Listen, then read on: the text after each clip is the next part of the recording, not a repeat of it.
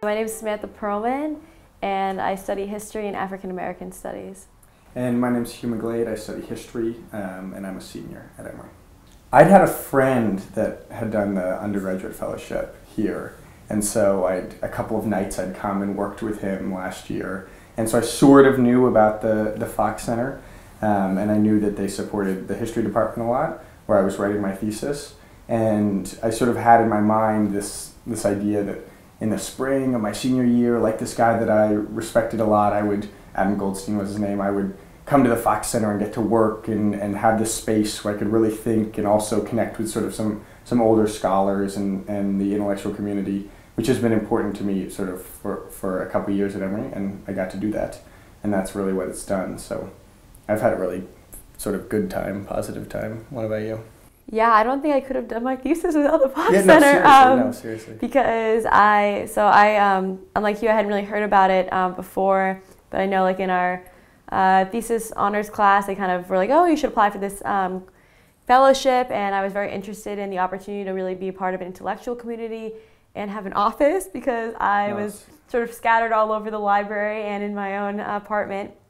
And honestly, I think Hugh and I probably is one of the most, we spend a lot of time there, and I'm always there writing. Well, and if you were to go upstairs to there's an undergraduate office space, there's just like tables of primary source documents just like scattered everywhere, bookshelves full of books and notes, and like it's just like our little space where we can spread out and think about it, especially me, like I've sort of taken over two of the tables. We've definitely done that. Yeah, but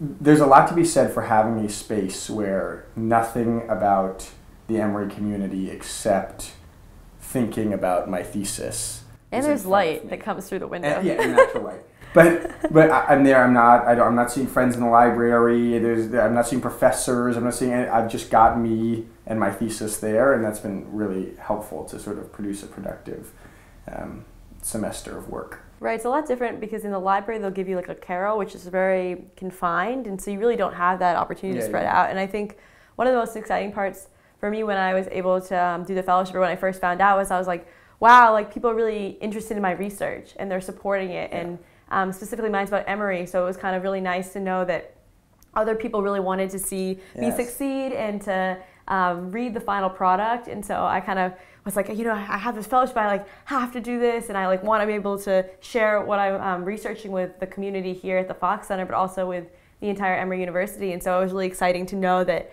people are supporting us at such an early stage, and then now to be more on the other side, it's really great to see the growth that we've been able to have. I would totally echo the idea that the Fox Center reassures you that your ideas matter. Like I study an obscure hunger program in Brazil almost 100 years ago, right? And in moments that can feel like, well, this is sort of maybe irrelevant, or only I'm interested in this. And then when there's a community saying, no, all of these ideas across a broad spectrum of humanistic inquiry, if you will, are all actually related, and we're all going to support them, and they all matter, and it's important to do this work, I think that sort of gives you a lot of motivation to write and to think. And especially we have like the lunches every week, and we've been able to see a lot of the other fellows present on their work. And that's been really exciting to see sort of what happens, post undergraduate, what have other people done with their research and what really inspired them to pursue their specific topic. And then we also are able to really discuss like articles. I think we're doing one today, like current events, like what's going on. And it's nice to know that there's a community that welcomes our undergraduate input as well, and that we're able to really share our own ideas and draw from our experiences, and also learn so much from those that are wise beyond their years. Yeah, and I mean, a little bit like what do they call it, the water cooler talk or whatever, but at the printer, which is our water cooler or whatever here at the Fox Center, I've had a couple of talks with like the postdocs, and I've said things like, well, how do you write, or how do you sort of measure reading versus writing and research, whatever, and they've given me some tips, and then I've literally gone upstairs and changed the way that I was writing, or thought about that the next time I was researching a book. So like these little moments, even not in the formal lunch setting, are really helpful. So my work is specifically studying the integration of what will become an affirmative action program in undergraduate admissions in Emory College from 1969 to 1989. super exciting, super relevant. Stay tuned for the results. Yeah. Yes. I got really interested in my topic, having studied abroad in South Africa and witnessing student protest movements there, and then really wanted to continue researching the way race and education really intersect. And so being at Emory and having access to the Rose Library archives has been really the drawing of why I would really want to do Emory specifically. And it's been so great to sort of have the Fox Center as well. I walk over and I, especially last semester before we were able to have the Fox Fellowship, having done all of the research on campus in the archives, and then being able to, now this semester walk over and be in the same vicinity and do that research and continue it and actually read everything that I took photos of has been really great. And it's just nice that people are who've maybe been at Emory for a very long time, both at the Fox Center and in the larger faculty community, have been able to share their ideas about what Emory was like when they first got here with regard to race and the way things have changed. And that's really been instrumental in helping me, work out the ideas in my research. Yeah, so I came to Emory thinking I was generally interested in Latin America, in part because I'd taken Spanish for my whole life, because it'd been required in school, and I'd spent a summer living in Peru. And I started taking these classes, and I sort of realized, well, it's hard to understand Latin America if you don't understand Brazil, because the 250 million people or something like that, the majority of the population in South America. That stat might be wrong. I said I might as well start a new language because I have Spanish and I have English, and only Americans think, oh, well, I only need to speak English and that'll get me by in the world. And so I started taking Portuguese and I loved it, and I took a Brazilian history class and I loved it. And my theory for sort of a while in college has been take for the professor and not the subject necessarily. And I loved the professors in this sort of Brazilian studies world, both language and history and politics. And so I just started pursuing it. And I took a few years of Portuguese and got really interested. And then I found, sort of through random research, a food program that the Brazilian president and Nelson Rockefeller, working for the United States, sort of conceived of in the 1940s to feed rubber workers. Because war is very rubber intensive, and if rubber workers aren't fed, they're not good at getting rubber for you.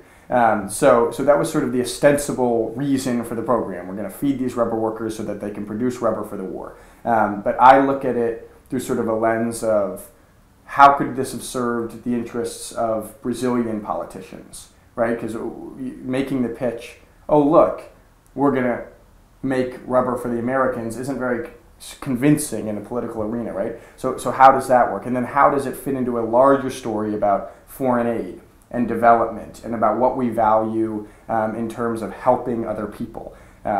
And a couple of the conclusions, for example, are that free market economics and using that rationale and using the rationale that it could help an American businessman to invest in a poor Brazilian who's hungry or malnourished, right? That sort of came about in this moment and then was eventually institutionalized in the Food and Agriculture Organization, globalized afterwards. So that's a long-winded answer, but I work on hunger in Brazil in the 40s. I've been very fortunate. I won a Fulbright research grant to go down to Rio de Janeiro. So basically, I want my work to be what historians are now calling transnational, which is using archives and sources from both, for example, Brazil and the United States, not just telling a story of the U.S. State Department from the point of view of the State Department, but instead actually trying to understand the multiple sides of a story, including not only elites, but the rubber workers, for example, on the ground, or the people who were malnourished at this time or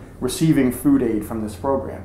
And in order to do so, you basically have to go to Brazil because a lot of those archives aren't digitized. And at some point, there's actually people I can still talk to, right? I mean, the 1940s were a long time ago in one regard, but only a few generations ago in another, right? People have grandparents, for example, who worked on this program. So I'm going to go to Brazil, be a graduate student at the Fundação Getúlio Vargas, which is a grad school there, and work in the archives in Rio.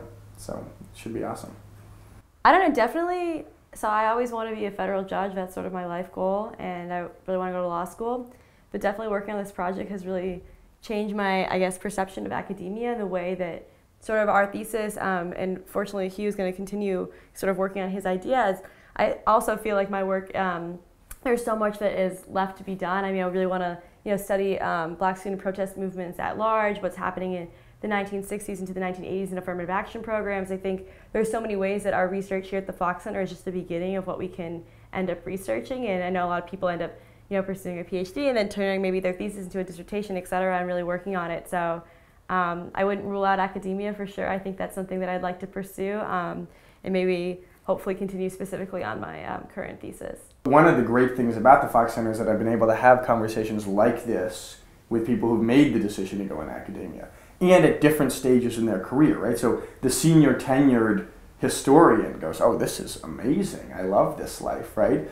The postdoc, right, who's been sort of a grad student for 7 years and is now moving around all the time says, well, look, it's an interesting life, but it's also got its costs, right? And so I've gotten a lot of perspectives about the academic life, and I haven't ruled it out. But I think that if there's anything that I think we could all agree on, it's that thinking about ideas, being curious, being intellectual, those kind of things, no matter the profession that we choose, will be important to us. And I think that's sort of the general environment here at the Fox Center. I don't think there's some pressure that we all must become academics, but I think there is an idea that humanism matters, that thinking about ideas qualitatively matters.